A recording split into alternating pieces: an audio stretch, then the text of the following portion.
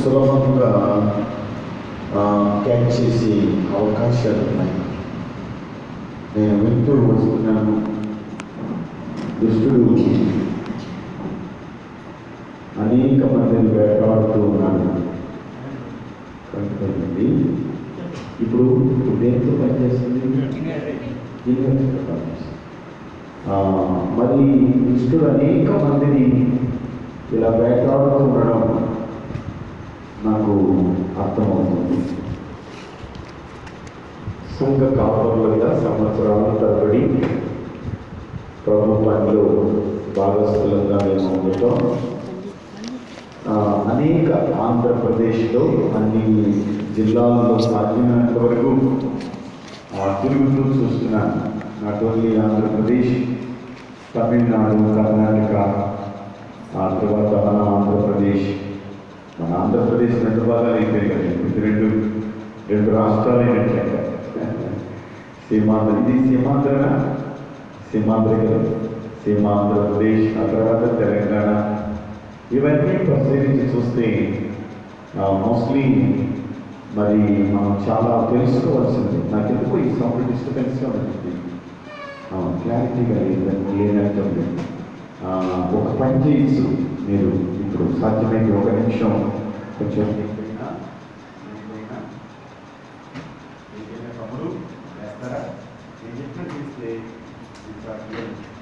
Praise the lord, hallelujah, హల్లెలూయా. ఇక్కడ పెట్టేస్తారా అండి? సరే, కొంచెం కోఆపరేట్ చేయాలి, మీరు కూర్చోకూడదు, సేవకులు పనిచేస్తుంది. హల్లెలూయా, ఆమేన్, హల్లెలూయా, హల్లెలూయా. నాకెందుకో మరి నిజంగానే దేవుడు తన పనిని చేస్తున్నారు. ఆయన సంఘాలని, కుటుంబాలని పాలిస్తున్నారు. కానీ మనము దేవునితో ఉండగలుగుతున్నామా? మనము దేవునిలో ఉండగలుగుతున్నామా? దేవునితో ఉండగలుగుతున్నామా? నేను వేసే ప్రశ్నలు చాలా కూలంకషంగా, ఒక డెప్త్ మీరు ఆలోచించితేనే అది మీ అంతరాత్మలో దానికి జవాబు దొరుకుతుంది. దేవునితో ఉండగలుగుతున్నామా? దేవునిలో ఉండగలుగుతున్నామా? లిజన్, దేవునితో ఉండడం వేరు, దేవునిలో ఉండడము వేరు. దేవుడు మనతో ఉన్నాడు, దేవుడు మనల్ని పరిపాలిస్తున్నాడు. గనుకనే మనము దేవుని ప్రసన్నతని తట్టుకుని ఆరాధన చేసి ఆనందించి ఆర్పటిస్తున్నాం. కానీ మనము దేవునిలో ఉండడానికి మనం బ్రతకాలి, అలాగ జీవించాలి, అలాగ నడుచుకోవాలి. నేను ఒక మాట అంటాను, దేవునితో ఉండగలిగే నువ్వు దేవునిలో ఉన్నాననుకుంటే ఒకటి జరగాలి. ఏంటి జరగాలంటే, నేను బ్రతికున్నాను అనేది, క్రీస్తునందు నేను బ్రతికి ఉన్నాను అనేది జరగాలి. నువ్వు ప్రభువునందు బ్రతికుంటే ఎదుగుదల ఉండాలి. ఎలాంటి ఎదుగుదల ఉండాలంటే, ఇప్పుడు చూడండి, ఆత్మీయ సారం మరి ఆత్మలను కనకుండా ఉండలేదు. కరెక్టా? ఆత్మీయ సారం ఏం చేయకుండా ఉండలేదు చెప్పండి? ఆత్మల్ని కనకుండా ఉండలేదు, ఆత్మల్ని సంపాదించకుండా ఉండలేదు. మేమేం చెప్పినా వినలేదు బ్రదరు, మేమెంత ప్రయాసపడ్డా ఎవరు దొరకలేదు బ్రదర్, మేమేం చెప్పినా ఏదో ఒక సాకు బోకు చెప్పి వెళ్ళిపోతున్నారు అని అనుకోవడం, అది మానవ ధర్మం అనుకుంటా నేను.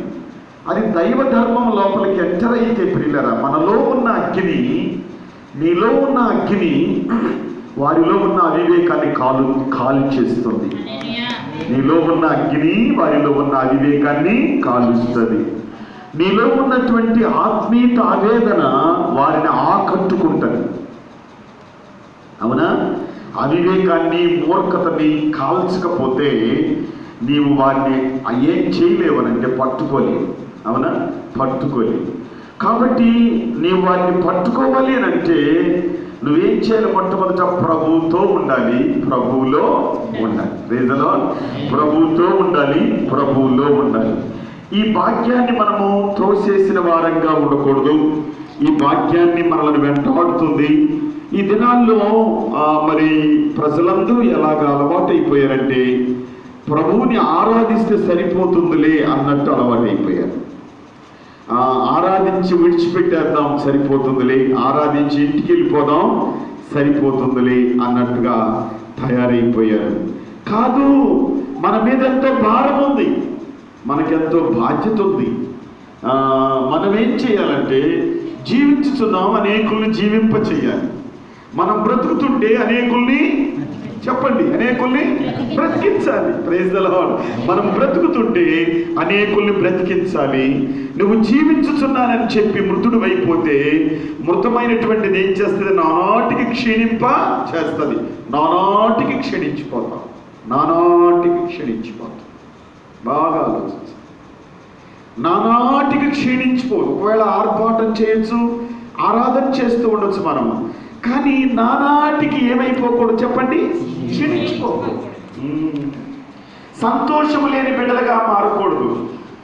కుటుంబంలో నెమ్మది సమాధానం కోల్పోయిన బిడ్డలుగా మనము మారకూడదు. మనము క్షీణించిపోయిన వారమైతే మనము దేవునిలో జీవించలేము కదా. క్షీణించిపోయే వారమైతే ఏం కాలి చెప్పండి? జీవించే వారం కాదు. నేను ఒక మాట అంటున్నాను. ఈ రోజున మీ ముందు నేను ఒక ప్రసంగాన్ని, ఒక అంశాన్ని, ఎరుకైన మాటలే ఈ యొక్క ఉపవాస దినాన మీరు ఉపవసించి ప్రభు సన్నిధిలో ఉంటారు. ఎరుకైన మాటలే మీ ముందుకు తీసుకొస్తాను. ఎరుకైన మాటలు వినండి. మిమ్మల్ని మీరు పరీక్షించుకోవడానికి ప్రయత్నం చేయండి. మొట్టమొదట మీరు వాక్యములో ఆరాధించండి, పరీక్షించుకుంటూ ఆరాధించండి.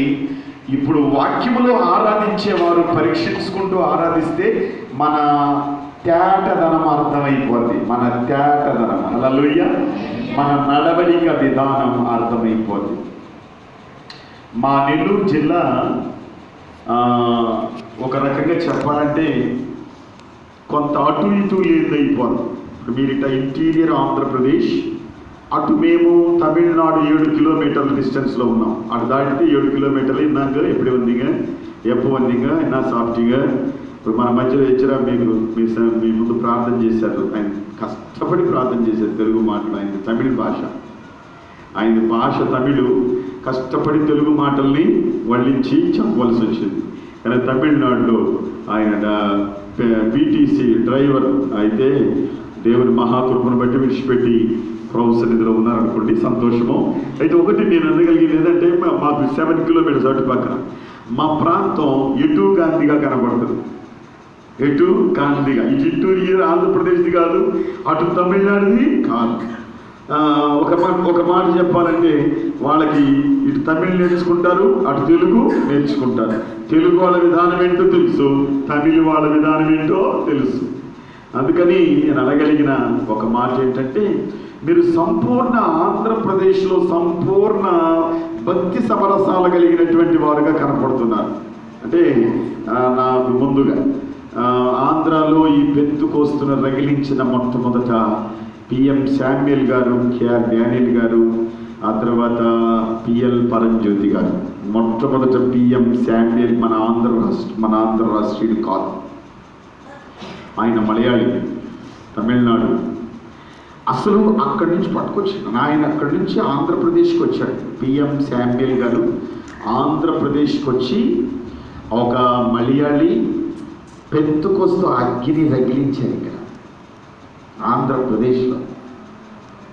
ఆయనతో పాటు పిఎం శామ్యుయల్ గారు మన ఆంధ్రుడు ఆయనతో కలిశాడు. కేఆర్ డానియల్ గారు ఆయనతో కలిశారు. వీళ్ళు ముగ్గురు.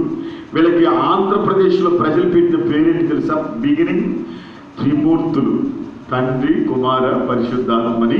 వీళ్ళు ఎక్కడ స్టేజ్ మీద ముగ్గురుంటే అగ్ని రగిలిందంటే, అగ్ని రగిలిపోయిందంటే, అగ్నిమయమైపోయింది. అప్పటి కాలం పాతవాళ్ళు, ముసలు బాగా ఈ పెంతుకోస్తులో నానిన వాళ్ళకి బాగా తెలుసు ఈ వీళ్ళ పిఎం శామ్యుయల్ గారి సంగతి, అది పిఎల్ పరంజ్యోతి గారి సంగతి. తర్వాత కేఆర్ డానియల్ గారి వాళ్ళ సంగతి బాగా తెలుసు. మన ఆంధ్ర రాష్ట్రంలోకి పెంతుకోస్తు అగ్ని రావడానికి మొట్టమొదట మొదలుపెట్టింది ఎవరు? పిఎం శామ్యూల్ గారు. నేను మర్చిపోలేని ఒక ఆత్మీయుడు ఆయన. నేను చూడలేదు కానీ విన్నాను. అయితే పిఎల్ పరంజ్యోతి గారు, పిఎం శామ్యూల్ గారు, కేఆర్ డానియల్ గారు వీళ్ళు ఎంతగానో ఆరాధనలోనూ వాక్యపు విధానంలో నడిపించినటువంటి వారు. పెంతుకోస్తు విధానం. ప్రియులరా, దేవుని వాక్యంలోకి వెళదాం. నేను మంచి ఒక సమయానికి మనం వచ్చాం. విశేషంగా ఈ దినాన మీరు అనుకోండి, నేను ప్రార్థనకు వచ్చాను అన్న వాళ్ళు ఎంతమంది ఉన్నారు? నేను ప్రార్థనకు వచ్చాను. చాలా సంతోషం. నేను అందాం అనుకున్న మాట వెనక్కి తీసుకుంటాను ఇంకా. ఎందుకంటే నీవు రాలేదు ప్రార్థనకి, దేవుడు నిన్ను ప్రార్థనకు తీసుకొచ్చాడని. నువ్వు రాలేదు, నీకు చాలా పనులు ఉన్నాయి, నువ్వు వచ్చి ఉండలేవు. కానీ ప్రభు నిన్నేం చేశా చెప్పండి? తీసుకొచ్చారు. తీసుకొచ్చిన దానమైపోయావు, దేవుడు నడిపించిన దానమైపోయావు, దేవుని చేత నడిపించబడ్డవాడమైపోయావు. కనుక నిన్ను తీసుకొచ్చిన దేవుడు నన్ను కూడా తీసుకొచ్చాడు. వింటారా? నిన్ను తీసుకొచ్చిన దేవుడు నన్ను కూడా తీసుకొచ్చాడు. ఇప్పుడు మన ఇద్దరి ఇక్కడ కలుసుకోవడం గాడ్స్ ప్లాన్, దేవుని యొక్క ప్రణాళిక. ఇక్కడ మనం కలుసుకోవడం. ఆ దినాలలో చూడండి, యెరూషలేము దేవాలయంలో ఆరాధన చేసి ఆయన ఆ గాజా గుండా ఆయన వెళ్తున్నాడే కందాకేకే మంత్రి, ఆ యొక్క నపుంసకుడు, వాళ్ళిద్దరూ అడవిలో కలుసుకోవడం దేవుని ప్రణాళిక. అవునా కాదా? అడవిలో వాళ్ళిద్దరు ఏకం కావడం ఇది దేవుని ప్రణాళిక. అలాగే ఈ దినాన దేవుడు నన్ను ఇక్కడికి తీసుకురావడం, మీ మధ్యలోకి నేను రావడం, ఇది దేవుని ప్రణాళిక అండి, దేవుని ప్రణాళిక. కాబట్టి యెషయా గ్రంథం 54వ అధ్యాయం 11-12 వచనాలు తెరచిన వాళ్ళు అమ్మా. ఆదరణ లేక ఉన్నదానా, నేను నీలాంఛనములతో నీ కట్టడమును కట్టుదును, నీలముతో నీ పునాదులను వేయుదును, మాణిక్యమణులతో నీ కోట కొమ్ములను, సూర్యకాంతములతో నీ గుమ్మములను కట్టుదును, ప్రశస్తమైన రత్నములతో నీకు సరిహద్దులు ఏర్పరచుదును. ప్రార్థన చేసుకున్నా. నాకు అర్థమవుతుంది ఇప్పుడు ఎందుకు ఇంతసేపు మాట్లాడింది నేను. అదే ఎంత మనం చక్కటి పాట పాడితే మనం ఒళ్ళు మై మర్చిపోయి నాట్యమాడుతున్నాం, కానీ మధురమైన మాటకి ఆవులిస్తున్నాం. నిజంగా మనం ఎంత తెలుసుకోవాలనో అని ఉంది. ఇప్పుడు ఎంత తెలుసుకోవాలని ఉందో ప్రార్థన చేసుకున్నాం. దయచేసుకోవడం ఏంటి? ప్రేమ గల తండ్రి, పరిశుద్ధుడైన ప్రభువా, జీవము గల మా యేసు నాయనా, మీ పవిత్ర పాదములకు స్తోత్రాలు చెల్లిస్తాను. ఈ చక్కటి మధ్యాహ్న కాల సమయాన మీరు మాతో మాట్లాడండి. మీరు మాతో మాట్లాడడానికి మమ్మల్ని సిద్ధపరచుకుందాము గాక. మా హృదయం అనే తలుపులు తెరిచి నేను ఆహ్వానిస్తున్నాను తండ్రి.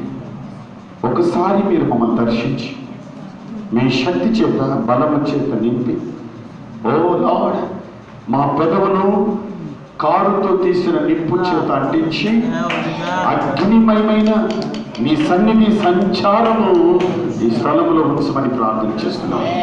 మీరు జ్ఞాపకం చేసుకోండి, ఆశీర్వదించండి ప్రభా. దయగా మీ సన్నిధి మాతో ఉంచమని వేడుకుంటున్నాను. అయ్యా, నీవు ఆశీర్వదించకపోతే మేము ఆశీర్వదించబడలేదు. నీవు తాకకపోతే మా తండ్రి మీ సారూప్యంలోనికి రాలేదు. నువ్వు ప్రత్యక్షత మీరు ప్రసాదించండి, కనికరించండి, జ్ఞాపకం చేసుకోండి. యేసు శ్రేష్టమైన ఘనమైన నామములో స్తుతించి ప్రార్థన చేసి మహింపరిచి వేడుకుంటున్నాను తండ్రి. ఆమేన్, ఆమేన్, హల్లెలూయా. వినాలి ప్రియులారా, ఈ సమయంలో ప్రత్యేకంగా ఈ వాక్యపు ఆ యొక్క వెలుగుని చూస్తే నా బైబిల్లో ఎప్పుడూ నేను ఈ మాటని ఎల్లో పెయింట్తో స్కెచ్ పెన్ తోటి స్క్రాచ్ చేసి పెట్టుకున్నాను. ఎప్పుడో అనడానికంటే నేను దీంట్లో చూసి చెప్తాను. 2003 సంవత్సరంలో నా పెన్ తోటి ఎల్లో పెన్ తోటి ఆ మాటని స్క్రాచ్ చేసి దిద్ది పెట్టాను.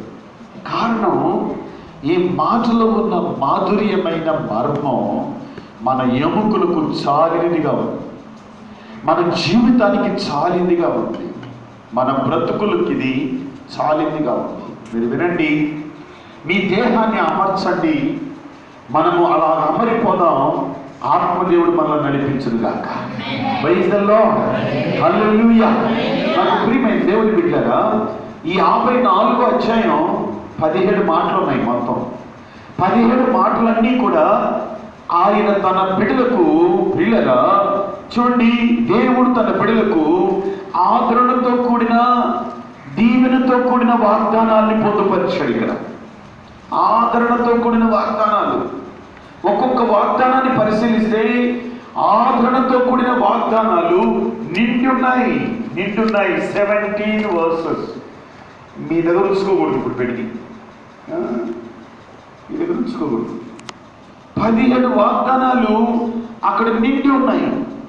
మీరు వినండి, ఈ 17 వాగ్దానాలు ఆదరణతో, నెమ్మదితో, కుమిలిపోయినప్పుడు, కృంగిపోయినప్పుడు, ఎటువంటి పరిస్థితులు అంటే 6వ వచనం చదవండి. అందులోనే దయచేసి 6వ వచనం చదువు. నీ దేవుడు ఈ మాట సెలవిస్తున్నాడు, విడువబడి దుఃఖాక్రాంతురాలైన భార్యను పురుషుడు రప్పించినట్లును, తృణీకరించబడిన యవనపు భార్యను పురుషుడు రప్పించినట్లును. హల్లెలూయా. యెహోవా నిన్నేం చేస్తున్నాడు చెప్పండి? పిలుస్తున్నాడు. ఎంత మంచి ఆదరణతో కూడిన వాగ్దానం ఇది. విడువబడిన వారికి, తృణీకరించబడిన వారికి, దుఃఖాక్రాంతులైనటువంటి వారికి దేవుడు అనుమతించిన వాగ్దానం. హల్లెలూయా. ప్రత్యేకంగా ఎన్నో వాగ్దానాలు ఉన్నాయి గ్రంథంలో. కానీ ఈ యెషయా గ్రంథం అంతా పరిశీలిస్తే 66 అధ్యాయాలు మనకు కనపడతాయి. అన్నీ కూడా డిఫరెంట్ టైప్ ఆఫ్ ప్రామిసెస్, వ్యత్యాసంగా ఉన్నాయి ఆ యొక్క వాగ్దానాలు. మనం గమనిస్తే ఇక్కడ స్పెషల్గా ఉంది వాగ్దానం. ఏమని తెలుసిన? ప్రయాసపడి వానల చేత పట్టబడి ఆదరణ లేక యున్న దానా. స్త్రీని సంబోధిస్తున్నాడు, దానా. దేవుడి నామానికి మహిమ కలుగును కాక. ఈ మాటను అలాగే తీసుకొని మనము క్రొత్త నిబంధన సంఘంలోకి వెళ్ళిపోవచ్చు. స్త్రీని సంబోధిస్తున్నాడే, ఈ మాటను అలాగే తీసుకొని ఎక్కడికి వెళ్ళచ్చు చెప్పండి? క్రొత్త నిబంధన సంఘం. క్రొత్త నిబంధన సంఘం ఇప్పుడు ఎక్కడుంది? భూమి మీద ఉంది. Praise the lord. భూమి మీద ఉన్న ఈ సంఘము క్రొత్త నిబంధన సంఘం. ఈ క్రొత్త నిబంధన సంఘమునకు ఆధారపీఠం ఏంటంటే ఆయన అంటున్నాడు, దుఃఖాక్రాంతురాల, విడువబడినదానా, తృణీకరింపబడినదానా, ఇప్పుడు నేను నీలాంజనములతో నీ కట్టలు కడతాను, నీలములతో నీ పునాదులు వేస్తాను, మాణిక్యమణులతో నీ కోట కొమ్మలను, సూర్యకాంతములతో నీ గుమ్మలను, ప్రశస్తమైన రత్నములతో నీకు సరిహద్దులు. భాగ్యమైన మాట. క్రొత్త నిబంధన సంఘానికి పునాది రాండి. క్రొత్త నిబంధన సంఘానికి పునాది రాళ్ళు. క్రొత్త నిబంధన సంఘము. నేనంటాను, దేశం అంటే మట్టి కాదు, దేశం అంటే మనుషులు. నేనంటాను, ఇప్పుడు సంఘం అంటే మట్టి కాదు, గోడలు కాదు, సంఘం అంటే మనుషులు. హల్లెలూయా. సంఘం అంటే ఆత్మలు, సంఘం అంటే చెదరిన మనము. ఈ సంఘానికి పునాది రాయి అంటే నీకు ఒక రాయి ఉంది, పునాది రాయి. నీ జీవితాన్ని కట్టడానికి తెగించిన దేవుడు నీతో మాట్లాడుతున్నాడు. నీ జీవితాన్ని కట్టడానికి తెగించిన దేవుడు నీతో మాట్లాడుతున్నాడు. మనము జ్ఞాపకం చేసుకుందాం. చిన్న బిడ్డలు ఇక్కడ ఉన్నారు. నేను అంటున్నాను,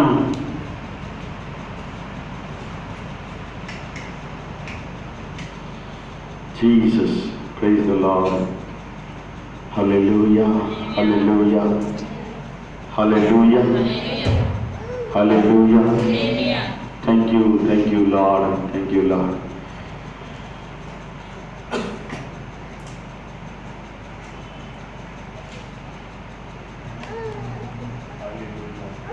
praise the lord, hallelujah, hallelujah. నానా నువ్వు పని చేస్తున్నా, అక్కడ 2 బాక్సులు పెట్టిన మధ్యాహ్నం కూడికి ఏం చేస్తామంటే ఆ 2 ఉడదీసి అక్కడ ఒక బాక్స్, ఇక్కడ ఒక బాక్స్, మిగతాకి మైనస్ చేసి మిగతా ఏం అవసరం. అక్కడ ఒక గ్లాస్లో ఉంది, ఆ కార్నర్లో పెట్టి తిప్పాలి, ఈ కార్నర్లో పెట్టి తిప్పాలి అంటే. ఓకే, ప్రైజ్ ది లార్డ్, హల్లెలూయా. ఈ సౌండ్ వలన మీకు ఇబ్బంది ఏంటంటే మీకు అది కరెక్ట్గా వెళ్ళి మనసులో పడదు, నన్ను డిస్టర్బ్ చేస్తుంది. నాకు సౌండ్తో మంచి సంబంధం నాకు బాగా ఆలోచించు. సంఘములో ఉన్న మనకు దేవుడు పునాది వేసి పైకి లేపుతున్నాడు. పునాది ఆలోచించాలి, పునాది వేసి పైకి లేపుతున్నాడు. నాకు ప్రియమైన దేవుని పెట్టారా, స్త్రీని సంబోధించి మాట్లాడుతున్నాడు. అయితే ఒక మాట ఇప్పుడు మనం తెలుసుకోవాలి ఏంటంటే, దేవుని వాక్యంలో మత్తయి సువార్త 5వ అధ్యాయం, మత్తయి సువార్త 5:15-16 వచనాలు చూడండి. 15-16 వచనాలు చూడండి. మనుష్యుడు దీపం వెలిగించి కొంచెము కింద పెట్టడు కానీ అది ఇంటి నుండి వారికి అందరికీ, చూడండి, ఇంటి నుండి వారికి అందరికీ ఏమి వారినది వెలుగునిచ్చుటకై దీపస్తంభం మీదనే పెడతాడు. మనుష్యుడు నేను చెప్పిన తర్వాత దీపమును వెలిగించి ఎక్కడ పెట్టడు, కొంచెము కింద పెట్టడు, మంచం కింద పెట్టడు, కంచం కింద పెట్టడు, సాటు సూట్లో పెట్టడు. అర్థమైందా? చూడండి, మనం స్వార్థంలో ప్రభువుల వారు ఈ విషయాన్ని వాడారు. మనుషుడు దీపాన్ని వెలిగించి కొంచెము కింద పెట్టడు. కొంచెం అనే మాట ఎక్కువసార్లు వాడాడు, కంచం అనే మాట 2 సార్లు వాడాడు, మంచం అనే మాట ఒకసారి వాడాడు, సాటు సూడు అనే మాట ఒకసారి వాడాడు. మనుషుడు దీపమును వెలిగించి కొంచెము కింద, మంచము కింద, పళ్ళెము కింద, సాటు సోట్లో పెట్టడు కానీ ఇంటి నుండి వారికి అందరికీ వెలుగునివ్వడానికి దీపస్తంభం మీదనే. వినండి, కొంచెం అంటే, మంచం అంటే, పళ్ళెం అంటే, సాటు చోటు అంటే, కొంచెం అంటే ఏంటంటే కొంచెం కొలతలేసేది. ఆయన ఇచ్చా, ఈ మచ్చ, వాళ్ళట్లా, వీళ్ళిచ్చా అనుకుంటారు. క్రొత్త నిబంధన సంఘములో కొలతలేసే పని మానాలి. అవునక కొలతలేసే పని. వీళ్ళిట్టున్నారు, ఆమె అన్నది, ఆయన ఎన్న అన్నారు, పాస్టర్ గారు ఇట్లా అన్నారు, కాబట్టి ఇది జరిగింది, ఇది నడుస్తుంది. ఇదంతా కూడా కొలత. కాబట్టి అండి నేను అనుకుంటానండి ఇట్టుంటే బాగుండు అంటే కొలిచాడు కొలత. వాళ్ళందరూ అట్లా అంటున్నారు కానీ నేను ఇట్లా అంటున్నా, ఇట్టుంటే బాగుండు అంటే కొలిచాడు కొలత. ఇక ఇంకొకరు వాడు ఇట్టుంటే బాగున్నాను, మరి ఎట్టుండాలని వాళ్ళు చెప్పారు ఇట్టుండమని, వీళ్ళు చెప్పారు అట్టుండమని, ఇంకొకరు చెప్పారు ఇట్టుండమని, వాళ్ళందరికీ కరెక్ట్ చేసుకుంటూ ఎట్టుండాలో అర్థం కాని పరిస్థితి. దేవుడు చెప్పింది ఎట్టో పోయింది. కొంచెము కొలత, మంచము సుఖము, పళ్ళెము ఏంటో తెలుసా, పిండి కూర్చం, సాటు చోటు లోకాశ. దీపమును వెలిగించి తారతమ్యాల్లో కొలతల మధ్యలో కొలతల కింద పెట్టకూడదు. దీపం వెలిగించి సుఖ జీవితానికి అలవాటు చేయకూడదు. దీపం వెలిగించబడి తిండి భోజనానికి అప్పగించేయకూడదు.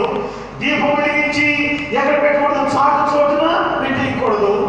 దీపమును వెలిగించి ఎక్కడ పెట్టాలంటే అందరికి వెలుగునివ్వడానికి పెట్టాలి. అమ్మా ఇప్పుడు చదవండి.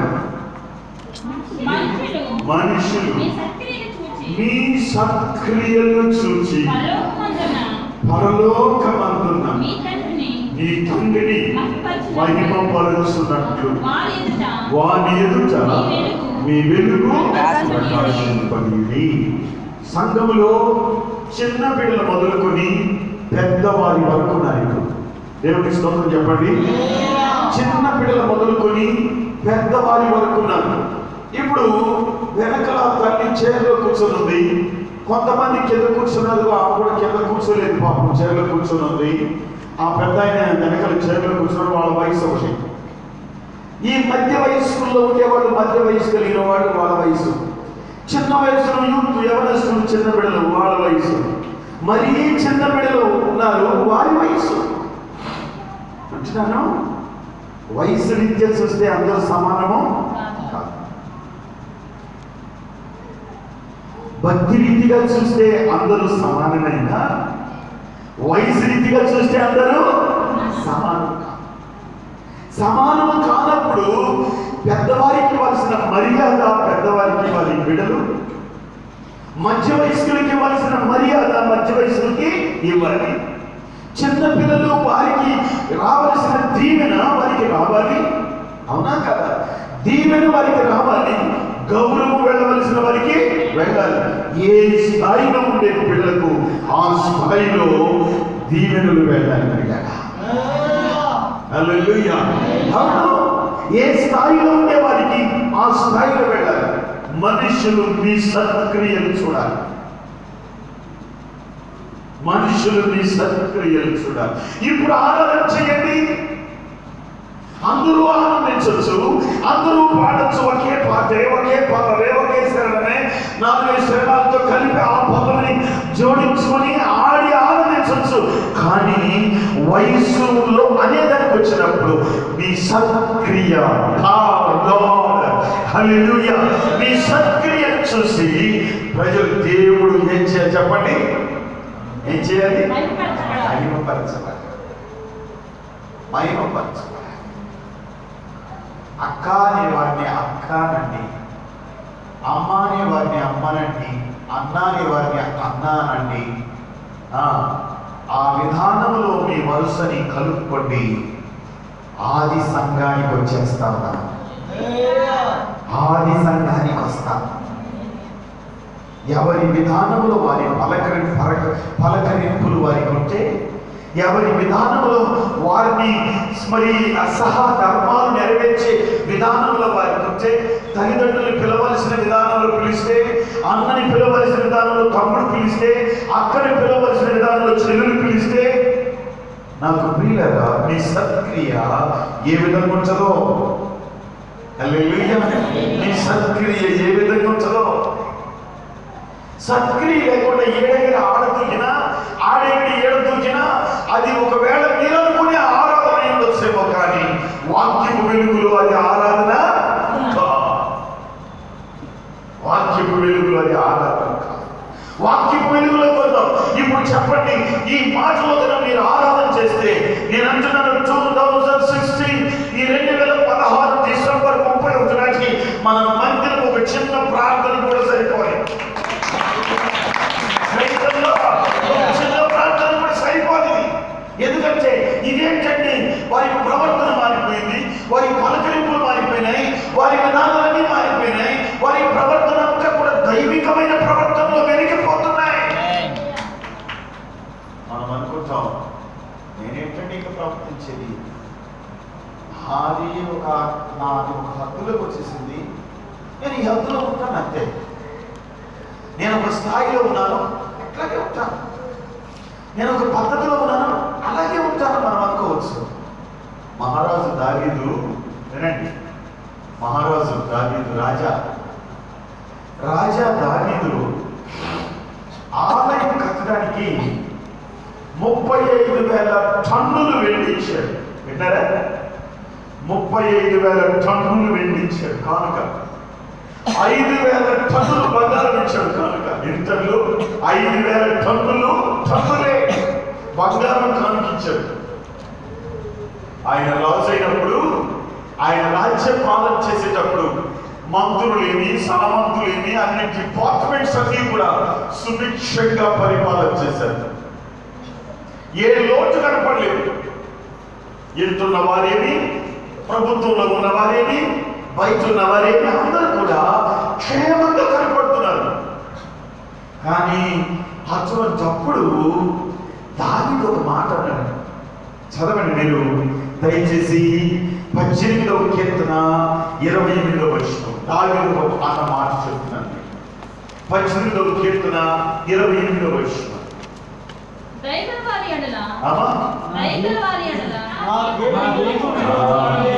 నా దీపము వెలిగించిన వాడు నీవే, నా దేవుడైన యెహోవా చీకటిని చీకటైంది. చక్కగా రాజ్యపాలన చేసేవాడు, వేల టన్నుల బంగారం వెండి దేవుని పనికిచ్చిన వాడు, మరి తనకి ఉన్న మంత్రులందరినీ కూడా సుభిక్షంగా పాలన చేసిన వాడు, ఏ లోటు లేని మనిషి. ఏ లోటు లేని మనిషి. ఎక్కడ చీకటి ఆవరించిందానికి నేను ఉన్న స్థాయిలోనే ఉంటాను. నా పద్ధతి ఇంతే, నా విధానం ఇంతే.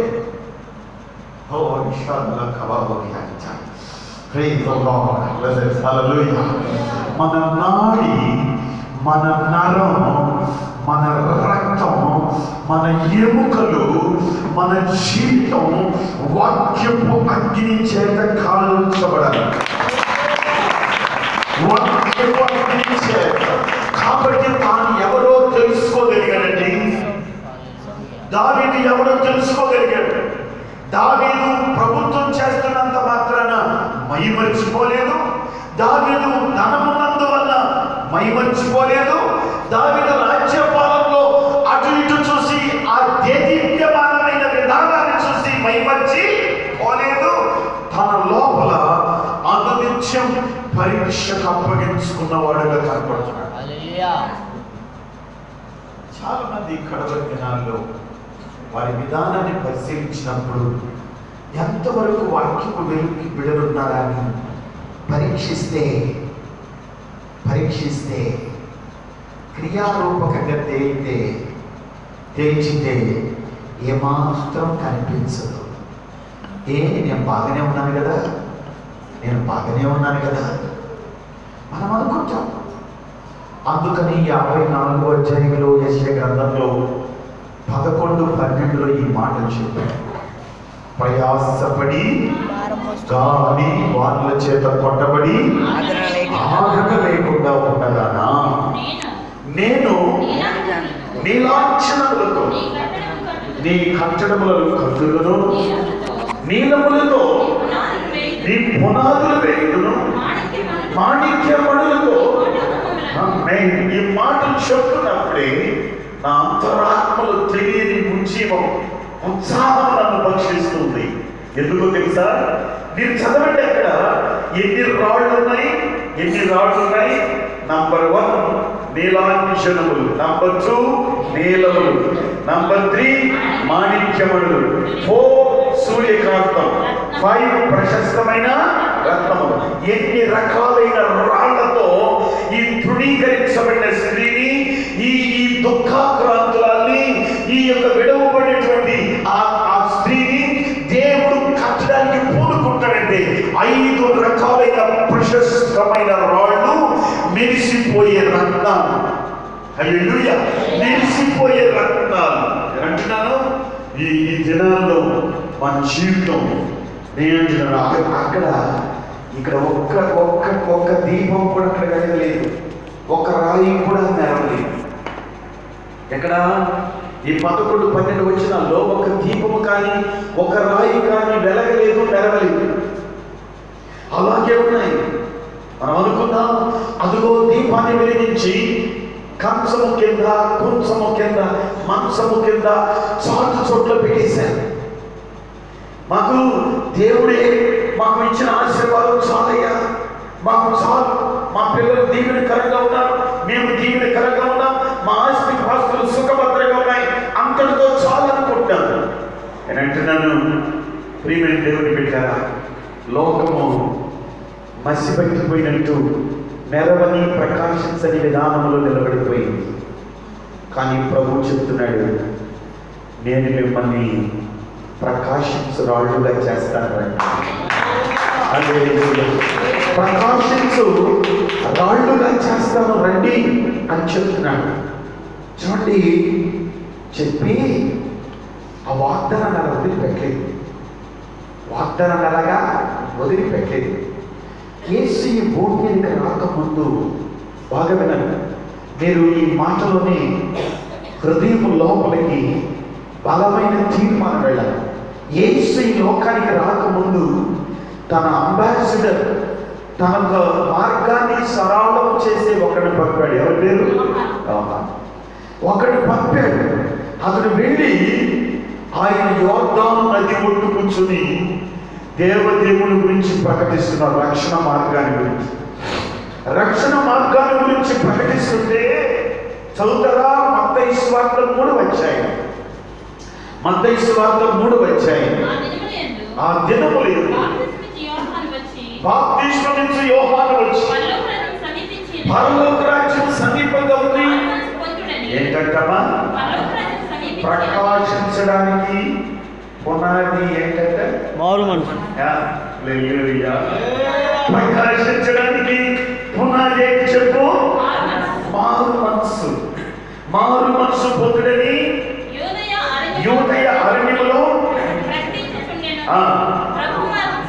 ప్రభు మార్గాన్ని సిద్ధపరచండి, త్రోవలు సరళము చేయండి, అరణ్యములో కేక వేయి ఒకని శబ్దమున అని ప్రవక్త యెషయా ద్వారా చెప్పబడిన మాటలు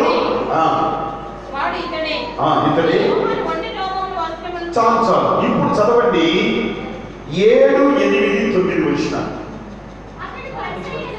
అతడు పరిసయ్యుల్లోను సద్దూకయ్యుల్లోను ఎవరెవరండి బాప్తిసం పొందేదానికి ఎవరెవరు వచ్చారు చెప్పండి?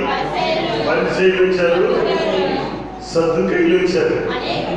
బాప్తిసం పొందడానికి పరిసయ్యులు వచ్చారు, సద్దూకయ్యులు వచ్చారు. పరిసయ్యులు వచ్చారు తెలుసా? వారానికి 2 మార్లు ఉపవాసం ఉండేవాడు. అయ్యా తన సంపాద్యములు దశమ భాగం తప్పకుండా ఇచ్చేవాడు. ఆ తర్వాత క్రమముగా పని నిష్ఠా గరిష్ఠుడు. పరిస్థితి ఎవరు? క్రమమైన నిష్ఠ గరిష్ఠుడు. అటువంటి వాడు ఏమనుకుంటాడంటే, నేను నాలో ఏమి తక్కువ, బాప్తిసానికి నాలో ఏమి తక్కువ, నేను ఎందుకు తీసుకోకూడదు బాప్తిసం అనుకుంటాడు. ఏనండి, రోజున నేను ఒక సంఘానికి ఇలాగే వెళ్ళే ప్రసంగం చేద్దామని వెళ్తే వాళ్ళలో కొంతమంది స్త్రీలు ప్రార్థన చేస్తున్నారు. అక్కడ ఒక పెద్ద ఆమె, ఒక 60-70 ఏళ్ళు ఉంటాయి ఆమెకి. ఆమె కూడా ప్రార్థన చేస్తుంది. ఆ సమయానికి నేను వెళ్ళాను. పాపం నేను వచ్చినానని తెలుసుకుంటే ఆ ప్రార్థన పెట్టుకోలేదు. ఆ సమయానికి నేను వెళ్ళాను. లోపలికి ఎంటర్ అవుతా ఉన్నాను. ఆమె మాట్లాడుతుంది, ప్రార్థన బలిపీఠం దగ్గర మాట్లాడుతుంది, ప్రభువా నేనే మారు మనసు పొందినానంటే, నేనే రక్షించబడ్డానంటే వీళ్ళెంత ప్రభువా, మిగిలిన ఎంత ప్రభువా, వాళ్ళేంటి ప్రభువా, పనికి మానవులు లేదు ప్రభువా, వాళ్ళు మారు మనసు పొందడానికి పెద్ద టైం పడతారా అంటే ఈ ప్రెసిడెంట్ అండి. ఈమెవరు? ప్రెసిడెంట్. ఈ గ్రామానికి ప్రెసిడెంట్. ఈమె ఒక పోలిరెడ్డి, ఒక రెడ్డి కుటుంబం నుంచి వచ్చి గ్రామానికి ప్రెసిడెంట్. అందరినీ కొంతవరకు పరిపాలించేది. ఆ స్థలంలో బలిపీఠం దగ్గరికి వెళ్ళి నేనే రక్షించబడ్డానంటే వీళ్ళంతా రక్షించబడ్డాం ఎక్కువ కాదు ప్రభా, వాళ్ళంతా రక్షించబడ్డాం స్వల్పం కదా ప్రభా అంటుంది. నా చెవులో పడిపోయిన ఈ మాటలు నాకు కరెక్ట్గా ఈ దినాలు జ్ఞాపకం వచ్చేసి. యోహాను ఏమంటాడు తెలుసా? పరిసయ్యులను సద్దూకయ్యులను బాప్తిస్మం పొందడానికి వచ్చి చూసి సర్వ సంతానమా సర్ప సంతానమా, మారు మనసు లేని ప్రజలరా. సర్ప సంతానం అని ఎందుకు అన్నాడు? వింటారా మీరు? ఈ మాటలు మన లోపలికి వెళ్ళాలండి. ఎస్, ఈ మాటలు మన లోపలికి వెళ్ళాలి. మన హృదయం వ్యక్తం చేయబడాలి. హల్లెలూయా, హల్లెలూయా. మన హృదయం దాచబడాలి. మన హృదయము ఎంలార్జ్మెంట్ లో అది అట్లా ఎక్స్పాండ్ అయిపోవాలి లోపలికి. ఎంతైనా పోకొచ్చు. ఇంకా ప్రైజ్ ది లార్డ్. ప్లాస్టిక్ సంచిలో ఎంతైనా పోకొచ్చు. దేవుని వాక్యం సర్ప సంతానమా అని ఎందుకు అన్నాడంటే, సర్పానికి ఎన్ని నాలుగులు?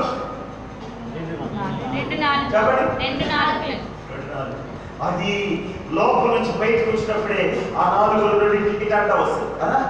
చూసారా, ఈ పాములు ఆడించేవాళ్ళు తీసుకొచ్చినప్పుడు ఆ పుట్టలో నుంచి బయటకు కాలం పెట్టిన వెంటనే చూడలేదు మీరు? నేను చూశాను, అవన్నీ పరిశీలించాలి. అలా చూసాను. చూస్తే అది అటంట వస్తుంది. అంటే అది ఒక్క నాలుగుతో బతకదు. దానికి ఎన్ని నాలుగులు? ఏడొక మాట, ఆడొక మాట. ఏడొక సంగతి, ఆడొక సంగతి.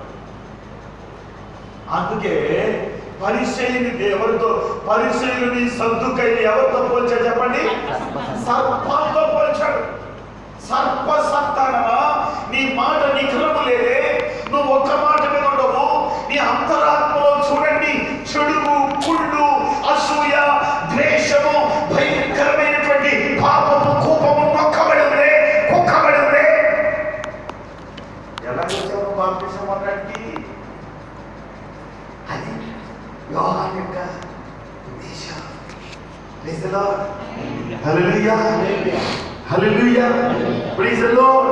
ఎలా వచ్చాము బాప్తిసం అన్నట్టు అడుగుతున్నాడు. నాకు ప్రియమైన దేవుని బిడ్డలారా, దయచేసి గమనించండి. బాప్తిస్మానికి ముందు మనకేముండాలి చెప్పండి? మారు మనసు. మారు మనసు లేకపోతే మనకు క్రమం తెలియదు. దేవుని బిడ్డలుగా మనము రాణించలేము, మెయింటైన్ చేయొచ్చు. దేవుని బిడ్డలుగా మెయింటైన్ చేయొచ్చు, కానీ దేవుని బిడ్డలుగా నువ్వు ఏం చేయలేవు? రాణించలేవు. ఎలా రాణించలేవు? మాకు సాధ్యమని మీరు అంటారేమో. చిన్న శ్రమ వస్తే తట్టుకోలేవు, చిన్న శోధన వస్తే తట్టుకోలేవు, చిన్న ఎదిరింపు వస్తే తట్టుకోలేవు. దేవుని గ్రంథాన్ని విడిచిపెట్టడానికి ఇష్టపడతావు, కానీ ఆ శ్రమని, శోధనను తట్టుకొని నిలబడే శక్తి నీకు ఉండకపోతే ఉండదు. నాకు ప్రియమైన దేవుని బిడ్డలారా, ప్రియమైన దేవుని సంగమా, ఈ సమయంలో నేను మీతో ఒక మాట చెప్తున్నాను. మనం ఎవరో తెలుసా? ప్రభు చేతికి దొరికిన వారము. ప్రభు మనల్ని ప్రకాశింప చేయాలనుకున్నాడు. అందుకే ఆయన రాకముందు యోహాను పంపించాడు. యోహాను వెళ్ళు అన్నాడు. ఈ దినము ట్రైన్లో నా భాగాన్ని నేను చదువుకుంటూ వస్తే అక్కడ నాకు ఒక మాట మెరిసింది. ఏంటంటే, ప్రభు ఎక్కడికైనా వెళ్ళాలనుకుంటే ఆయన యథేచ్ఛగా వెళ్ళలేదు. ఎట్లేదు తెలుసా? ముందు శిష్యులను పంపించాడు. ఎలుగు చూసినట్టు ఏం చెప్పాడు? వాళ్ళు వెళ్ళి పాలు చూసి వచ్చిన తర్వాత ప్రభు తర్వాత వెళ్ళాడు. ముందు మీరు వెళ్ళండి, పాలు చూడండి అన్నాడు. అలా చూసి వచ్చిన తర్వాత ఈయన వెళ్ళిపోయాడు. నేను అక్కడ చూశాను, దేవుడు ముందు సమాచారాన్ని గ్యాదర్ చేసేవాడు. Praise the lord. ముందు దాని పరిస్థితి ఏంటో చూసుకునేవాడు. ఆయనకి తెలియకపోలేదు. మానవుడిగా ఈ భూమి మీద ఉన్నప్పుడు అంత పరీక్షించి తెలుసుకునేవాడు. అందుకని ఆయన భూమి మీదకి రాకముందే యోహాను పంపించాడు. యోహాను వెళ్ళు, మార్గం సరళం చేయడం. ఆయన రావడమే స్వంతకైన పరిశీలన పట్టుకున్నాడు. ఏమంటాడు? సర్పము పుట్టక పుట్టినోళ్ళారా, మీరు సర్ప సంతానమా, రాబో ఉగ్రతను తప్పించుకోవడానికి మీకెవరు నేర్పారు బుద్ధి? మీకెవరు చెప్పారు? అయితే నేను ఒక మాట చెప్తున్నాను. ఇదిగో గొడ్డలి చెట్టు వేరులో ఉంది. ఎక్కడుంది? గొడ్డలి చెట్టు వేరులో ఉంది. గనుక మన బుద్ధిని సరి చేసుకుందాం, గనుక మన ప్రవర్తనను సరి చేసుకుందాం, గనుక మన కుటుంబాన్ని సరి చేసుకుందాం, గనుక మన జీవిత విధానాన్ని సరి చేసుకుందాం. Yes, Lord. Hallelujah. Hallelujah. నాకు ప్రియమైన దేవుని బిడ్డలారా, దయచేసి గమనించండి. కిర్లంపూడి సంఘం 2017 సంవత్సరానికి అది పూర్తిగా ఆత్మల చేత నింపబడిన సంఘం. దేవుడికి భూమి మీద సంఘం ఒకటేనండి ఆధారం. నేను చెప్పనా దేవుని బిడ్డలారా, మన ఆంధ్ర రాష్ట్రంలో ఇప్పుడు ఆంధ్రాకి ముఖ్యమంత్రి చంద్రబాబు నాయుడు. రేపో మాపో ఏమవుతుందో ఏమో మనకి అర్థం కావట్లేదు. పేపర్ స్టేట్మెంట్ అలా ఉన్నాయి, మనకు అర్థమే కావడం లేదు. ఆయన మరి మామూలుగా కుర్చీలో ఉంటాడా లేకపోతే లోపలికి వెళ్తాడు అనేది అలా అలా వచ్చేసింది. నేను ఒక మాట అంటే, ఎవరైనా గెలిచి సింహాసనం మీద కూర్చుంటే, అయ్యా కిర్లంపూడికి ఎట్లా వస్తారు చెప్పండి, కిర్లంపూడి నాది అన్నట్టు వస్తారు. అవునా కదా? కిర్లంపూడి నాది, నేను కిర్లంపూడి కూడా ముఖ్యమంత్రిని అన్నట్లుగా వస్తారనమాట. సేవలు కట్టేవాళ్ళు ఎంతమందో, దండలు వేసేవాళ్ళు ఎంతమందో, హామర్ చేసేవాళ్ళు, మైకులో జోహార్లు పలికేవాళ్ళు, జేజేలు కొట్టేవాళ్ళు ఎంతమందో. నాకు ప్రియమైన దేవుని బిడ్డలారా, దయచేసి గమనించండి. ఇక్కడ కూర్చున్న మన జీవితంలో ఏ దేవుడు మన జీవితంలో ఆరాధ్య దేవుడు. ఆయన రాబోతున్న గడికి మనల్ని మనం సిద్ధపరచుకొని, మన కుటుంబాలను సిద్ధపరచుకొని, ఈ లోకంలో 5 సంవత్సరాలు పరిపాలన చేసే వారికే అటువంటి స్థానం, సీటు, సింహాసనం అయితే జీవం గల దేవుడు ఆరంభించబోతాడు. పరిపాలన చేయబోతున్నాడు. మన కుటుంబంలో మనలో పరిపాలన చేయబోతున్నాడు. ఒక రోజున యాకోబు జీవితంలో ఒక సంభవం జరిగింది. ఆదికాండం 28వ అధ్యాయం చూడండి దయచేసి. యాకోబు జీవితంలో ఒక సంభవం జరిగింది. ప్రియమైన దేవుని బిడ్డలారా, చదువుదామా? 28వ అధ్యాయం తెరచి చూడండి ఒకసారి. 16వ వచనం చదువుతారు. యాకోబు నిద్ర తెలిసి, అవునైనా యాకోబుకి ఏం తెలిసిందండి? నిద్ర తెలిసి. వెళ్దామా? ఇప్పుడు నిద్ర తెలియదు మరి చాలా మందికి. ఏంటంటే నిద్ర తెలియాలి? అంతకుముందు వెళ్ళిపోలేదా? ఎన్ని సంవత్సరాలు నిద్రపోతున్నాడు? అందరు నిద్రపోయాడు. రాత్రి అందరు లేచినట్టే అయిపోతున్నాడు. కానీ తన జీవితంలో ఒక భయంకరమైన అఘాతం జరిగిపోయింది. ఏంటో తెలుసా? ఇంట్లో యాకోబు గుణనీతిగా, గుణశాలి, మంచి గుణవంతుడు. యాకోబు గుడారవాసి. తన తల్లితో కూడా మంచి స్నేహం, సహవాసం ఉండేది. వంట తెలిసిన వాడు. ఇది ఇలా ఉండగా ఒక రోజున అతని మనస్సులో ఒక ఆలోచన పుట్టింది. మంచి వంట చేద్దాం అనుకున్నాడు. వంట చేశాడు. ఏం వంట చేశాడు? చిక్కుడుకాయ కూర వంట చేశాడు. జ్యేష్ఠత్వాన్ని కూడా చేశాడు. వాళ్ళ అన్న ఏషావు పల్లెములో దాచిపెడతాడు దీపాన్ని. ఏషావు ఎక్కడ దాచిపెడతాడు చెప్పండి? పల్లెములో దాచిపెడతాడు దీపాన్ని. ఆడు ప్రధానుడే, ఇంట్లో ప్రథమ పుత్రుడే, కానీ ఆడు దీపాన్ని ఎక్కడ దాచిపెట్టేవాడు చెప్పాలా? ఏషావు పల్లెములో. ఒక్క పూట కూటి కొరకు జ్యేష్ఠత్వాన్ని అన్నయ్యడు కంచానికి. అటువంటి దౌర్భాగ్యుడు ఈ ఏషావు. ఈ సంగతి యాకోబుకు తెలిసి చక్కగా వంట వండి, నేను ఏ పని పల్లెములో పెట్టావు, అక్కడ కూర ఉండడానికి తిను అని చెప్పేసి జ్యేష్ఠత్వాన్ని తీసేసి, ఆ తరువాత తండ్రి ముసలుడైపోయాడు. నేను దీవిస్తాను నిన్ను అంటే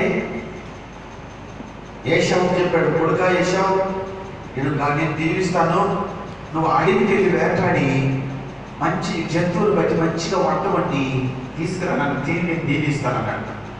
ఈ సంగతి వంటింట్లో వచ్చి వాళ్ళ అమ్మ వినేసి యాకోబుని, అతను వేటాడడానికి అడవికి వెళ్ళిన తర్వాత యాకోబుని పిలిచి, నువ్వు వెళ్ళి మందలోకి పోయి పొట్టేలు పట్టుకొచ్చి ఒలిసేసి తీసుకురా, నేను నీకు సిద్ధపరిచి చేస్తాను, మీ నాయన ఏషావన్న దీవెన నీకు వచ్చేస్తుంది పోరాల. అలాగే జరిగింది. వేషం మార్చి చూపించాడు. తోలంతా అంటించుకున్నాడు. ఏషావులో కనపడ్డాడు. అప్పుడు వాళ్ళ నాయన కనిపెట్టేశాడు. స్వరమేమో యాకోబుని, దేహము ఏషావులా ఉంది కదరా అని అంటే అక్కడ ఎక్కడో బుకాయించుకొని బయటికి వచ్చేసాడు. అక్కడ చేయగలిగినాడు కానీ అన్నం ముందు నిలబడలేకపోయాడు. అవునా? అక్కడ తండ్రి దగ్గర ఆశీర్వాదాన్ని దొంగిలించుకొని వచ్చేయగలిగినాడు కానీ ఎక్కడ నిలబడలేకపోయాడు చెప్పండి? వాళ్ళ అన్న ముందు నిలబడలేకపోయాడు. ఇక్కడ నేను ఒక మాట మీద చెప్పాలి. ఏంటో తెలుసా? చేసే సినిమా చూసేస్తారు కానీ చర్చలో నిలబడలేదు. అవునా? సీరియల్ చూసేస్తారు, ఏడుకు వచ్చేటప్పటికి పరిశుద్ధమైన పోతుంది వాక్యం. ఎక్కడ నిలబడతారు చెప్పు? ఎక్కడ నిలబడతాము? సీరియల్ చూసేస్తాము బాగానే సుందరంగా, సినిమా చూసేస్తాం, అబద్ధం ఆడేస్తాం, ఇంట్లో దొంగిలించేస్తాం, ఏదో బుకాయించేస్తాం. అక్కడ ఆ ఏశావు అది యాకోబు దగ్గర ఇస్సాకు దగ్గర యాకోబు తప్పించుకున్నట్లుగా తప్పించుకునేస్తాము. కానీ ఎక్కడ ఇరుక్కుపోతాం చెప్పండి? దేవుని దగ్గర శ్రీనాథు గొడవ తీసుకొని ఇక్కడ తిరిగిపోతాం. ఎవరు తిట్టకపోవటం మేము, ఎవరు ఏమన్నా నీ సంగతి నాకేమీ తెలిసి చూడదు. కానీ లోపల ఒకటి నీతో పోరాడాలి. లోపల ఒకటి నీతో మనస్సాక్షి కాక లోపల జడ్జి లోపల వాదిస్తున్నాడు. ఏమని తెలుసా? మన సినిమా చూసుకో, మొన్న నువ్వు వీడి దగ్గర బూతులు ఆడావు కదా, మొన్న అబద్ధం ఆడావు కదా, మొన్న చేసిన పని మొన్న సంగతే చెప్పు, మొన్నటి సంగతే చెప్పు. ఇవి తెలియకుండానే మొహం నల్లగైపోతుంది కదా, తెలియకుండానే షింక్ అయిపోతుంటారు, తెలియకుండానే ముఖం ముడుచుకునేస్తుంటారు. ఏంటంటే లోపలికి ఉండే బాధ ఎందుకు తెలియతే?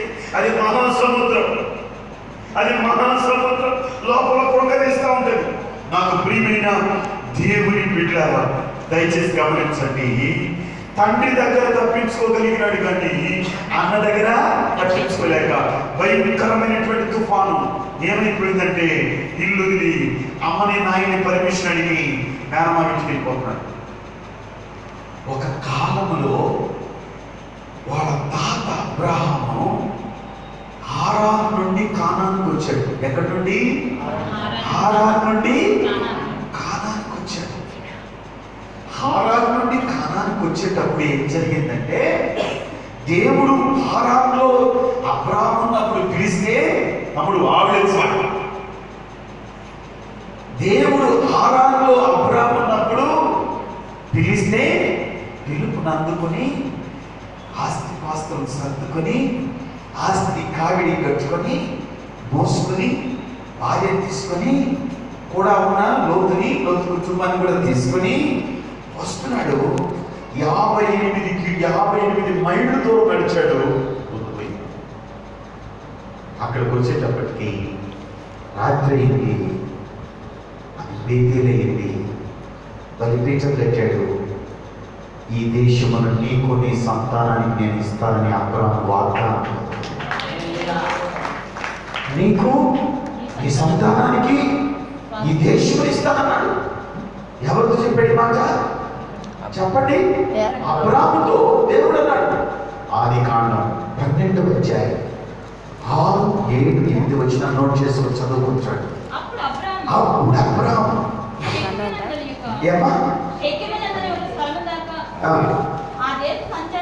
దేశ సంచారం చేసి మోరే దగ్గరున్న సింధూర వృక్షమునకు చేరెను. అప్పుడు కనానీయులు ఆ దేశంలో ఉన్నారు. యెహోవా అబ్రహామునకు ప్రత్యక్షమై నీ సంతానములకు చాలా నీ సంతానములకు ఈ దేశమును ఇచ్చేదను అన్నాడు. ఆగిపో మాటలకి. ఎప్పుడు చెప్పాడు ఈ మాట? అబ్రహామును పిలిచినప్పుడే చెప్పాడు. అయితే యాకోబు జీవితంలో ఈ విచిత్రమైన సంభవం వినండి. యాకోబు జీవితంలో ఈ తుఫాను లేచింది కదా. ఇప్పుడు ఎక్కడికి బయలుదేరాడు? వాళ్ళ తాత హారాను నుండి కానానికి వస్తే ఇప్పుడు మనముడు కానాను నుండి హారానికి వెళ్తున్నాడు. ఎక్కడికి? కానాను నుండి మామగారింటికి హారానికి వెళ్తున్నాడు. కానానులో బయలుదేరాడు యాత్ర. బయలుదేరేటప్పటికి దేవుడు వాళ్ళ తాతకి ఎక్కడ ప్రత్యక్షమైనాడో యాకోబు జీవితంలో అక్కడ పొద్దుపోయిందండి. అక్కడ పొద్దుపోయింది. తాతకి అక్కడ పొద్దుపోయిందో మనవడు కూడా అక్కడే పొద్దుపోయింది. హలో, తాతకి అక్కడ పొద్దుపోయిందో మనవడు కూడా అక్కడే పొద్దుపోయింది. అంటే దీని అర్థం ఏంటంటే, నిన్ను నన్ను కలగజేసిన వారి మాట ఆదిలో ఎట్టుందో ఇప్పుడు కూడా అట్టే ఉంది. మార్పు లేదు. దేవుడు మారనివాడు, దేవుడు మాట తప్పనివాడు. మాట ఇచ్చి వెనక్కి తీసుకోడు. ఆయన మాట ఇచ్చి వెనక్కి తీసుకోడు. ఫోన్ స్విచ్ ఆఫ్ చేయమని అంత వాల్యుబుల్ టైమే కాదు. పర్వాలేదు. Praise the lord. హల్లెలూయా. దేవుని నామానికి మహిమ కలుగును గాక. మీరు 28వ అధ్యాయం 16, 17, 18 వచనాలు చదవండి. ఆది కాండం. అమ్మా, యాకోబుకు నిద్ర తెలిస్తే అమ్మా నిశ్చయముగా యెహోవా ఈ స్థలమందు అక్కడ ఆ దినాన 12వ అధ్యాయం 6, 7, 8 వచనాల్లో యెహోవా ఈ స్థలమందు అని ఏం చెప్పారు? అబ్రాహాము చెప్పాడు. ఇప్పుడు మనవడు యాకోబు ఏమన్నాడు? యెహోవా ఈ స్థలమందు అన్నాడు. అయ్యా, 12వ అధ్యాయం నుండి 28వ అధ్యాయానికి సుమారు 100 years. విన్నారా? 12వ అధ్యాయం నుండి 28వ అధ్యాయానికి వచ్చేటప్పటికి మధ్య కాలం 100 ఏళ్ళు. 100 సంవత్సరాల తర్వాత దేవుడేమో మాట వెనక్కి తీసుకోలేదు. కానీ అయ్యా, మనుషులందరూ మారిపోయారు, పరిస్థితులు ఎన్నో మారిపోయినాయి, జీవిత విధానాలు మారిపోయినాయి. కానీ దేవుని మాట అట్లాగే ఉంది. Praise the lord. హల్లెలూయా. నేను ఒక సత్యం చెప్తాను. ఈ omega little flag Pentecostal church కిర్లంపూడిలో సేవకులు కాలం చనిపోవచ్చు, కానీ దేవుడు ఏ ఉద్దేశంతో నాటినాడో దాన్ని మాత్రం ఎవరు తొడపలేదు. హల్లెలూయా. ఆయన ఉద్దేశమును మాత్రం ఎవడు రద్దుపరచలేదు. ఏ పరిస్థితి కానివ్వండి. ఒకటే మాట చెప్తున్నా, మనుష్యులు పోవచ్చు, ఆయుష్కాలం మీరు వెళ్ళిపోతాం, దేవుని సముఖంలోకి వెళ్తాం. కానీ బండ నాటాడే, ఈ రాయి నాటాడు కదా దేవుడు, ఒక పర్పస్. ఆ పర్పస్ ని జీవితంలో నెరవేరాలంటే నాకు ప్రియమైన దేవుడు పెట్టారా, దయచేసి ఒక తాళం చెవి తీసుకోండి. ఒక తాళం చెవి తీసుకోండి. ఒక తాళం చెవి అనుకో. ఏదైనా తాళం చెవి తీనైనా, ఇది ఎవరు? ఈ తాళం చెవి ఏదేంటి? ఇది ఇంటిదే. ఈ జాగ్రత్త, ఇంటి తాళం చెవి. ఇది మీ ఇంటి తాళం ఎవరికి వస్తుందా? పనికి వస్తుంది కదా. మీ ఇంటికి పనికి వస్తుందా? మీ ఇంటికి, ఇంకొకరింటికి. దీంతో మనం ఇంకేదన్నా దాన్ని ఓపెన్ చేయొచ్చా? బైక్ ఓపెన్ చేయొచ్చా? దీంతో కారు తీయచ్చునా? దీంతో లారీ నడపచ్చునా? దీంతో ఇంకేమన్నా వెహికల్స్ నడపగలమా? నో. ఇది ఒక పర్పస్ గానే చేశాడు దేవుడు. ఆ పర్పస్ కి దేవుడు దీన్ని వాడి, మనుషులని వాడి తీస్తాడు. నేనంటున్నాను, దీనికే ఎంత సెక్యూరిటీ ఉంటే తమ్ముడు, దీనికే ఎంత నైపుణ్యతను మానవుడు సృష్టిస్తే, మానవుడు దేవుడు మానవుడు సృష్టించాడే, నిన్ను ఆయన చేతిలో పెట్టుకున్నాడే, ఎటువంటి పర్పస్ చేసి పెట్టాడు. ఆలోచించరా? తీసుకుంటావా? ఎటువంటి పర్పస్ చేశాడు నిన్ను. ఆ పర్పస్ ఏ మనుషుడు తొడపలేడు. ఆ పర్పస్ ఏ మనుషుడు తొడపలేడు. దేవుడు పెట్టారు. ఒకే ఒక విషయం చెప్తాను. అప్పుడు ఈ 28వ అధ్యాయంలో తనకు కనపడింది ఏంటంటే, ఆకాశానికి భూమికి ఒక నిచ్చెన, దేవదూతలు ఎక్కుతూ దిగుతూ ఉన్నారు. అబ్బా, గొప్ప దీప్యమానం. ఇదంతా చూసి యాకోబుకి అన్న భయం ఉంది. ఎవరు భయం? ఏశావు భయం. అమ్మ ఇక్కడ చూడండి, యాకోబుకి వాళ్ళ అన్న భయం ఉంది. రాత్రి పడుకునేటప్పటికీ అన్న భయం పోయింది, దేవుని భయం వచ్చింది. హలో, రాత్రితో అన్న భయం పోయింది, ఎవరి భయం వచ్చింది? దేవుని భయం వచ్చేసింది. దేవుని భయం లేకపోతే అన్న భయం ఉన్నా, తమ్ముడు భయం ఉన్నా, భర్త భయం ఉన్నా, భార్య భయం ఉన్నా, మేనేజర్ భయం ఉన్నా, అధికారి భయం ఉన్నా కుదరదు. ఎన్ని భయాలుంటే ఆ భయము నిన్ను హతమార్చేస్తాను. ఆ భయం నేను ప్రయోజనము లేని దానిగా, ప్రయోజనము లేని వాడిగా చేసేస్తుంది. ఇక్కడ దేవుడు ఏం చేశాడు తెలిసిన? అట్లా ఒక్కసారి యాకోబుని ఊపి కదిపి కుదిపి అన్న భయాన్ని తుడిచి దైవ భయాన్ని పెట్టేశాడు. దైవ భయం ఎప్పుడు లోపలికి వచ్చిందో ఒక అద్భుతమైన కార్యం అక్కడ జరిగిపోయింది. చెప్తున్నాను మీకు, ఒక అద్భుతమైన కార్యం జరిగిపోయింది. రాత్రి వచ్చాడు, పడుకున్నాడు. ఎలా పడుకున్నాడు చెప్పండి? మాంసం వేసుకొని పడుకున్నాడా? దిండు ఉందా? దిండు ఉందా? ఫ్యాన్ ఉందా? ఏసీ ఉందా? ఏముంది అక్కడ? ఏమి లేదు. ఆ మైదానంలో అంతా ఇంత చూశాడు. ఒక రాయి కనపడింది. ఈ రాయి కనపడింది. ఈ రాయిని తీసుకుని చెత్తగా పెట్టుకొని దాని మీద తల పెట్టుకొని పడుకొని అతిరి పైకి లేచి అతనికి అతిరి పైకి లేచిన తర్వాత కనపడ్డది ఏం చెప్పండి? అమ్మ ఉన్నాడు సరే. ఏం కనపడింది అతనికి? రాయే కనపడింది. అమ్మ తల్లి ఏం కనపడింది చెప్పాలి? రాయే కనపడింది. అగ్ని పైకి లేచి చూస్తే ఇంకేం లేదా, పీడు భూమిలో రాయి తప్ప. తల కింద పెట్టుకున్నాడే, ఆ రాయి తప్ప ఇంకేం కనపడలేదు. ప్రకృతి పరంగా రాయిని అడ్డంగా ఉండి చూసారా? రాయి చూడండి, ఎక్కడేనండి ఎక్కడేనండి అడ్డంగా ఉండింది రాయి తల కిందకి. దాన్ని పైకి లేపి నిలవరబెట్టాడు. నిలవరబెట్టి దాని మీద తైలం పోసాడు. గతమైన దాని మీద తైలం పోసాడు. పోసి ఇది దేవుని భయమున్న స్థలం, ఈ రాయి దేవుని మందిరం అవునుగా కానీ అప్పటి వరకు అది ఆకారం లేదు, దానికి ముక్కు మూతి లేదు, దాని చక్కెర శిల్పి లేదు. విన్నారా? ఈ రాయి యాకోబుకి తలగడకు దొరికిన రాయి. దాన్ని నిలబెట్టి ఏం చేశాడంటే దేవుని మందిరము అని చెప్పాడు. దేవుని మందిరం అయితే అతని అభిప్రాయం ఏంటంటే, ఇప్పుడు అన్న ఏషావు ఎక్కడ కనపడలేదు. మనసు నిండా దేవుడి, మనసు నిండా దేవుడి, మనసు నిండా అభిషేకమే, మనసు నిండా ఆనందమే, మనసు నిండా ఆరాధనే, దైవిక ఆరాధన మనసు నిండా.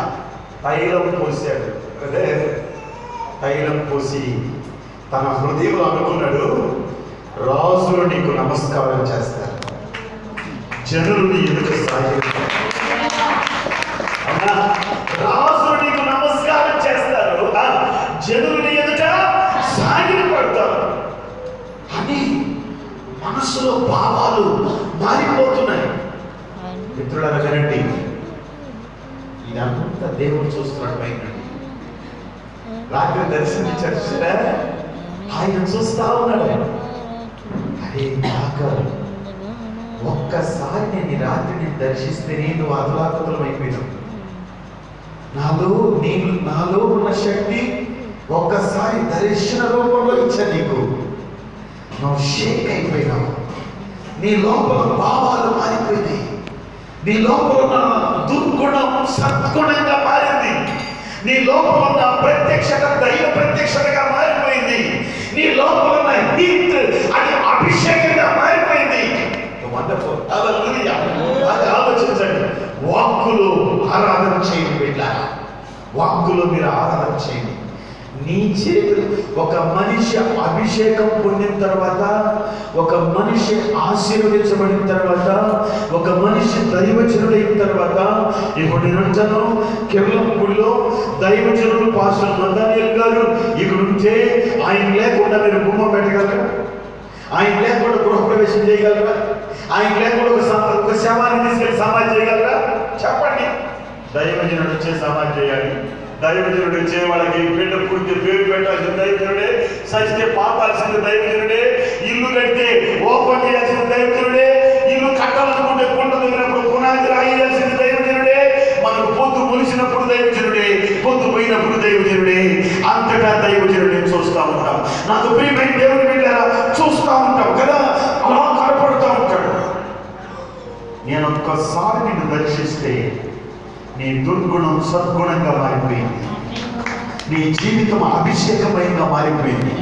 అది ఎక్కడ చెప్పండి? లిటిల్ ఫ్లాగ్ చర్చ్ లో కాదు, అడవిలో. Praise the lord. అడవిలో మారిపోయింది. ఎన్నో మైకులు ఉన్న చోట కాదు, ఏ విధము అయినటువంటి సౌకర్యము లేని స్థలంలో, ఎడారిలో. నీ చేతిలో ఉన్న రాయ ఇప్పుడు నందాన్యలయ్య గారి చేతిలోనే మనము, నేను అక్కడికి ప్రార్థన చేయయ్యా, నువ్వు చేయి పెట్టయ్యా, నువ్వు చేయి అడుగుతున్నాను. అలాగా ఆయన చేయి పెట్టయ్యా, ఈ బిడ్డ మీద ఒకటే తగ్గతా ఉందా?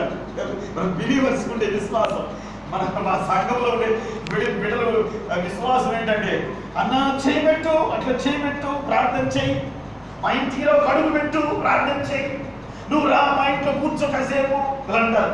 ఆ మనసు మీద కూర్చోయా, అక్కడ కూర్చోలే, అక్కడ కూర్చోకూడదా? ఆశ అండి. ఇది పనికిమాలిన జీవితం జీవించినప్పుడు ఎవరు పిలిచారు నన్ను? నిరాకరించబడినప్పుడు ఎవరు పిలిచారు నన్ను? నా మాట విను, దేవుడి నిన్ను ప్రశస్తమైన రత్నములతో గాలి వాళ్ళ చేత కొట్టబడి, ప్రయాసపడి గాలి వాళ్ళ చేత కొట్టబడి, ఆదరణ లేకుండా ఉన్నదనా నీలాంఛనములతో కడతానే, నీలాంఛనములతో కడతా. ప్రభు పాద సన్నిధిగా, ప్రభు పాదాలు గట్టిగా పట్టేసాయి.